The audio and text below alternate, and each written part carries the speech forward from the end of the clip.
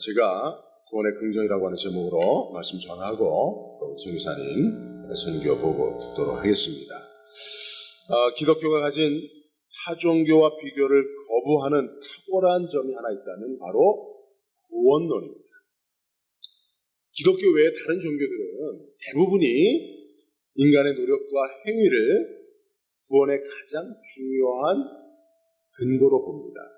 그러나 기독교는, 저희가 믿는 기독교는 하나님의 선택과 은혜로 영혼 구원이 이루어짐을 믿습니다. 에베소 2장 8절 9절 제가 가장 많이 인용하는 말씀 중에 하나인데요. 함께 우리 한번 읽도록 하겠습니다. 시작. 너희는 그 은혜를 인하여 믿음으로 말미암아 구원을 받았으니 이것은 너희에게서 난 것이 아니요 하나님의 선물이라. 행위에서 난 것이 아니니 이는 누구든지 자랑하지 못하게 함이라. 아멘. 사람의 행위가 아닌 하나님의 은혜로운 선물로 구원이 이루어짐을 믿습니다. 자, 그런데 여기서 중요한 한 가지가 있습니다. 그러면 하나님이 다 하시고 우리 인간의 책임과 의무는 없는가? 아니요. 반드시 우리 인간이 사람 편에서 해야 할 일이 있습니다. 그것은 뭐냐면 하나님이 주시는 은혜의 선물로서의 구원을 수납하는 거예요. 받아들이는 거예요. 자, 그러면 하나님의 은혜의 선물로서의 구원을 받아들일 수 있는 수납 공간을 마련해야 되는데 그게 뭡니까? 그게 믿음입니다. 그게 믿음이에요. 그래서 우리 안에 믿음을 가지고 있을 때 믿음을 통해서 하나님이 주시는 구원의 선물을 담아낼 수 있는 거예요. 자, 그렇다면 이 믿음은 어떻게 발생하느냐? 반드시 한 사람 안의 믿음은 복음을 통해서만 발생할 수 있는 줄로 믿습니다. 한 사람이 자신에게 선포된 그 복음을 들을 때만 그 안에 믿음이 발생하는 거예요. 즉, 사실은 이 믿음도 우리 안에서 스스로 생성되는 게 아니고 하나님이 선물로 주시는 거예요. 그 믿음조차도 구원을 받아낼 수 있는 수납장이라고 할 수 있는 그 믿음조차도 하나님이 주시는데 하나님의 이 믿음을 주시는 역사도 반드시 전제가 뭐냐면 복음이 선포되고 그 믿음을 선물로 받을 자가 복음을 들어야 되는 거예요. 할렐루야. 그렇기 때문에 하나님의 구원의 역사, 하나님의 은혜로 말미암은 구원의 역사에 반드시 함께 동반되어질 인간의 책임과 의무는 복음을 어떻게 하는 거예요? 선포하는 것입니다. 그래서 이 전도라고 하는 것, 복음을 선포하는 전도라고 하는 것은 기독교인이 반드시 감당해야 될 유일무이한 사명이라고 말해주십니다. 교회가 반드시 감당해야 돼. 교회가 부흥하든 부흥하지 않든, 교회가 성장하든 성장하지 않든, 교회가 재정이 풍부하든 풍부하지 않든, 교회가 문제가 있든 문제가 없든, 교회가 반드시 감당해야 될 사명이 있다면 그것은 바로 복음 전파인 것입니다. 그런데 오늘날 이 사명을 감당하는 교회와 성도들이 많지 않습니다. 이유는 복음을 전파하는 환경이 열악해졌기 때문에 한 세 가지 정도로 정리해 볼 수 있는데, 첫째는 개인 생활을 침해하는 것이 거의 범죄적 수준으로 인식되고 있어요. 그래서 우리가 누군가에게 찾아가서 복음을 전하려면 공간과 시간이 필요한데 그 공간과 시간을 개인에게서 얻어내는 것이 어렵단 말이에요. 내게 주어진 공간과 시간을 내 스스로를 위해서, 내 만족을 위해서만 사용하지 다른 사람에게 복음을 전할 수 있는 기회로 허락하려고 하지 않는다. 이전에는 그냥 길 가는 사람 붙잡아 놓고 그냥 전도할 수 있었어요. 문 막 두들겨서 누구세요? 그러면 문 좀 잠깐 열어주세요. 그리고 문 열면 문 못 닫게 발 딱 집어넣고 문 못 닫게 하는 거예요. 아니 왜 그러세요? 지금 바빠요. 그래도 안 돼.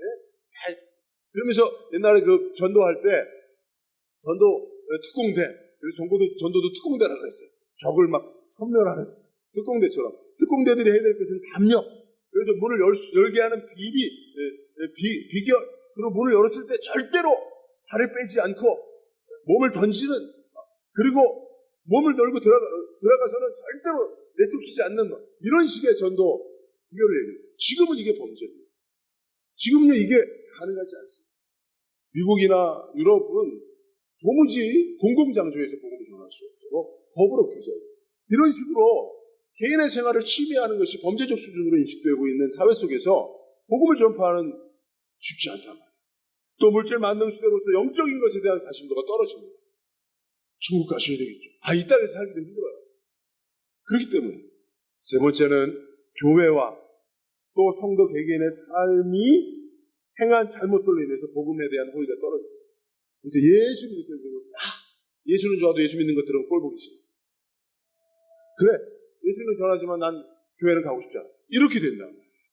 이렇게 환경이 열악해져만 가고 있어서 사실은 교회와 성도들이 복음을 전하는 데 있어서, 복음을 선포하는 데 있어서 소홀해지고 있습니다. 축소되고 있습니다. 전도 사역이. 자, 그러면 이것을 어떻게 극복해야 되겠습니까?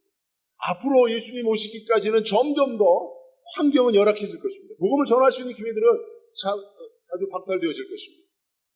어려워질 것입니다. 그러면 이것을 어떻게 극복해야 되겠습니까? 어떻게 극복해야 할까요? 바로 구원의 긍정을 회복하여 극복해야 할 줄로 믿습니다. 네. 더 강력한, 환경이 열악해질수록 더 강력한 구원의 긍정. 여기서 말하는 구원의 긍정은 두 가지를 말할 수 있습니다.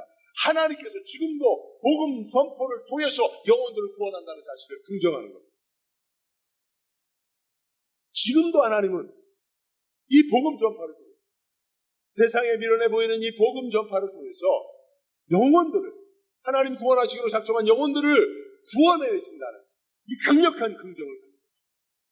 또 하나는 그것을 좀 더 우리의 삶에 구체적으로 적용해서 내 가족, 내가 구원받기를 원하는 그 영혼에게 하나님께서 내가 전한 복음 전파를 통해서 그 영혼을 구원해내실 것이라고 하는 강한 구원의 긍정을 갖는 것입니다.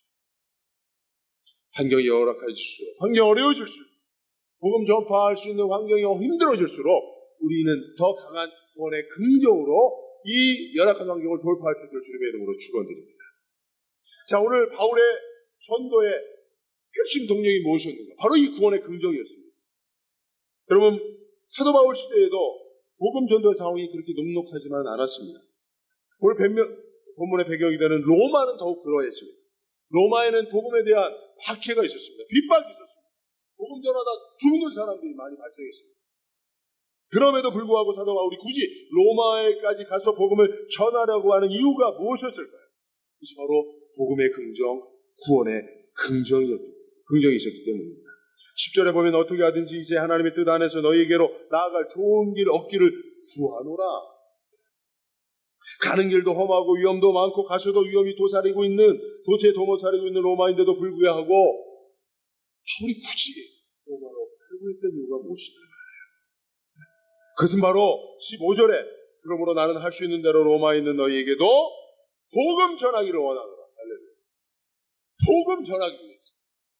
복음 전하기 위해서.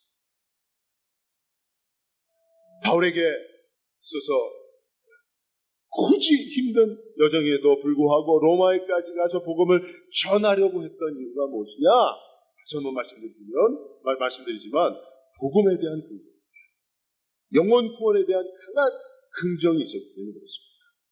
그 긍정을 사도 바울은 16절에 이렇게 표현합니다. 내가 복음을 부끄러워하지 아니하노니 이 복음은 모든 믿는 자에게 구원을 주시는 하나님의 능력이 됨이라. 먼저는 유대인에게요 그리고 헬라인에게로다. 할렐루야. 구원의 긍정이 강한 사도바울은 복음을 부끄러워하지 않았다. 근데 여러분, 우리는 얼마나 복음을 부끄러워합니까? 그래서 복음이 필요한 자에게 하나님께서 우리에게 복음을 선포할 수 있는 기회를 주셨어도 복음을 당당히 꺼내놓지 못합니다. 얼마든지 복음을 전할 수 있는 기회가 있어도 복음을 내어놓지 못하는 것입니다. 왜요? 복음을 부끄러워하기 때문에. 그럼 왜 복음을 부끄러워합니까? 내가 복음을 전해도 구원의 역사가 이루어지겠는가라고 하는 구원에 대한 회의가 있기 때문에. 복음에 대한 회의가 있기 때문에. 그러나 사도 바울은 달랐습니다. 복음을 부끄럽게 여기지 않을 뿐 아니라 자랑스럽게 여겼습니다. 왜냐하면 그 복음 안에 영혼을 구원하신 하나님의 구원의 능력이 있음을 강하게 긍정하고 있었기 때문인 것입니다. 특별히 사도 바울의 이 구원의 긍정은 그 대상에 있어서도 제한을 두지 않았습니다. 오늘 말씀을 보십시오. 14절에 보면 헬라인이나 야만인이나 지혜 있는 자나 어리석은 자나 다 내가 빚습니다. 즉 그들 모두가 내가 복음을 전파하여 구원에 이르게 할 대상들이라는 거예요. 또 16절에 보면 먼저는 유대인에게요 그리고 헬라인에게요. 여러분 당시 사도 바울의 입장에서 유대인인 사도 바울의 입장에서 유대인과 헬라인은 세상 모든 사람을 말하는 거예요. 유대인 외에 모든 사람들은 헬라인이었어요. 헬라인은 이방인의 대표였어요. 그러니까 사도 바울은 복음 앞에 구원받지 못할 영혼이 없다라고 하는 강한 구원의 긍정을 가지고 있었는 줄로 믿습니다. 대상을 가리지 않았다. 그러면 여러분 우리들도 하나님의 복음 앞에 구원받지 못할 영혼이 없다는 사실을 확실히 믿고 긍정할 수 있는 주님의 이름으로 축원드립니다. 자, 그러면 바울의 이 구원의 긍정은 어디서부터 기인했느냐? 어떻게 바울이 이런 강한 긍정을, 복음에 대한 긍정, 구원에 대한 긍정을 가질 수 있었겠습니까? 생각해 보십시오. 왜 그럴까요?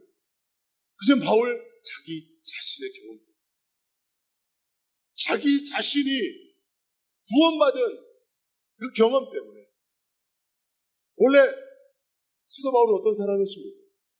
복음을 박해하는 자였어요. 하나님의 구원을 믿지 못한 자였어요. 복음 전하는 자를 핍박하는 자였어요.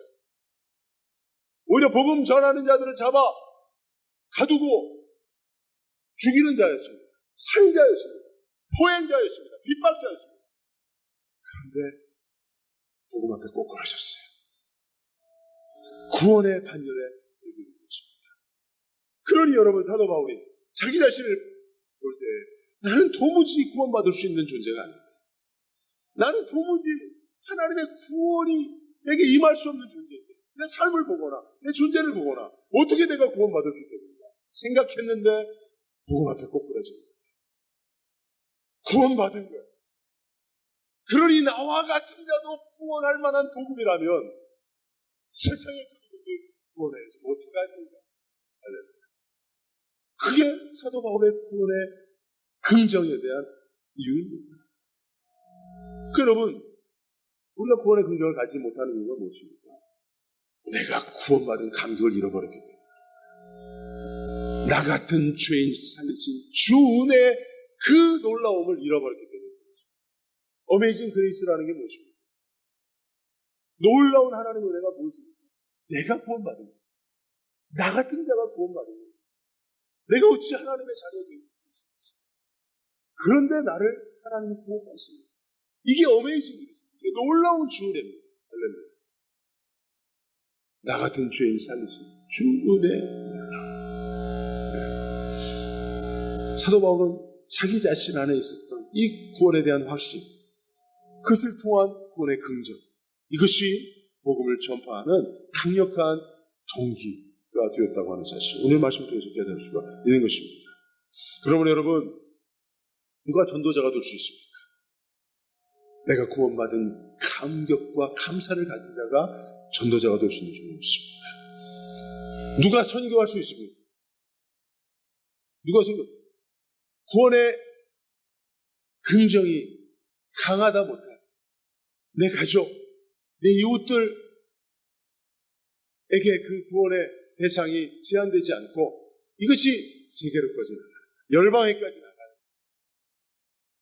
생명부지의 사람들까지도 내가 가지고 있는 이 구원의 긍정으로 말미암아 하나님이 그 영혼들을 구원하실 때 내가 전한 복음으로 그 영혼들 구원될 수 있으리라고 하는 믿음을 가질 때, 이 강한 구원의 긍정을 가질 때, 복음의 긍정을 가질 때 선교도 가능한 줄로 믿습니다. 네. 여러분, 우리 이제 이승모 선교사님 나오셔서 선교 보고 하실 텐데, 여러분 이승모 선교사님이 선교하려고 하는 그 대상들을 이승모 선교사님하고 관계 있는 사람들 하나도 없어요. 그죠? 여기서 개인적으로 관계 있거나 그동안 살아오는 동안에 도움을 받았거나 아니면 인간적으로 친하거나 무슨 친이셨거나 그런 사람 아니잖아요. 그런데도 불구하고 그 영혼들을 구원하기 위해서는 험난한 여정을 거쳐야 되는데, 그렇게 할 수 있는 무엇입니까? 동력이 무엇입니까? 바로 복음의 긍정, 구원의 긍정이에요. 그것이 확대되어 정말 생명부지의 영혼들에게까지도 정말 내가 나아가 복음을 전하면 그들을 하나님 구원해 내실 것이라고 하는 이 강력한 구원의 긍정이 선교를 가능하게 하는 것인 줄로 믿습니다. 여러분, 그러므로 올 한 해 우리가 이 구원의 긍정을 가지고 살 수 있길 바랍니다. 이 구원의 긍정은 바로 우리 영혼 구원에 대한, 나를 구원하신 것에 대한 감격과 감사로부터 출발하는 것이니 여러분 그것을 회복하시고 여러분들도 이제 올 한 해도 정말 구원의 긍정을 가지고 정말 여러분들 가족들부터 하나님 반드시 구원해 내실 것이다.